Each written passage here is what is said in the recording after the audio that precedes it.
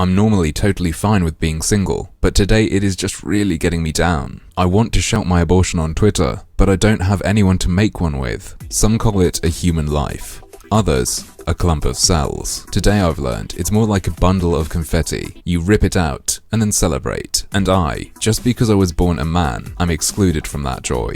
It's likely you are too, either simply by your gender like me, or through the tyranny of birth control. Shout Your Abortion is a good first step to sharing this fun, but I have some other suggestions. Fetus parties. Kind of like placenta parties, but in culinary terms there's a lot more you can do with a fetus. And it depends on the vintage as well. Late enough term and you can have its little hands sticking out of a pie, as if they're waving goodbye to any would-be siblings. Oh come on Jimmy, eat up, it's what they would have wanted.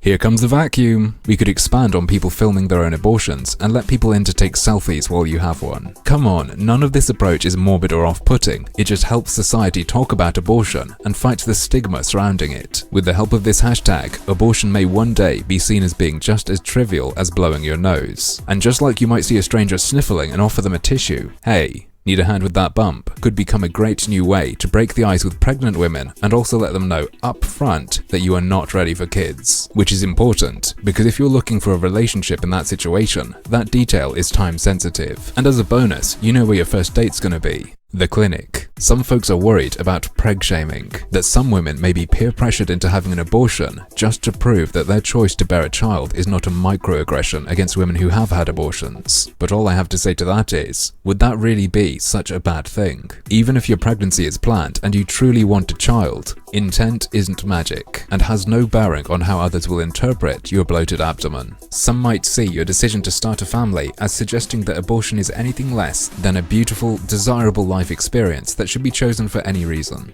And that means the next time you get pregnant, you're going to have to choose, do I want this child, or do I want a more socially just world?